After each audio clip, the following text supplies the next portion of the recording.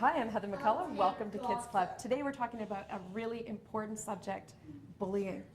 Diana, how has bullying changed?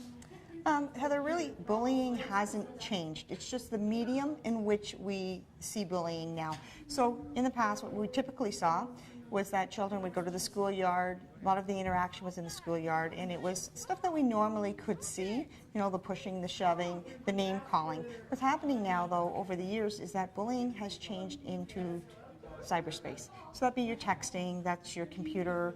So kids are never away from it. It makes a problem worse because they are going home and they're being tormented in their homes as well. Now, the kids here from King Albert School who are helping us out today, thank you, our fellow actors back here. What are they working on right now? So part of my programming in one of my grade 5 classes that I teach is the bullying. So we've designed a chart, and so I have the kids decide from the least intrusive to the most dangerous forms of bullying. And as you get along the spectrum, you see where it changes from where parents and teachers probably could be interactive to the things where you really need to get a hold of the police because it becomes a criminal offense. So what are some of those things? Tell me some of the things that so what are the things that maybe parents and educators can work on themselves? Start looking at the teasing stuff.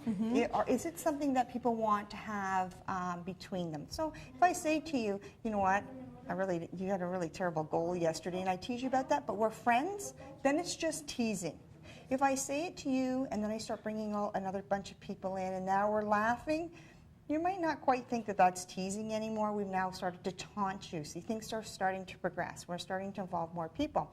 So those are the things you need to look at. When does it become consistent, persistent, and the other person isn't any longer enjoying the behavior? Now, a lot of times a child won't tell right away.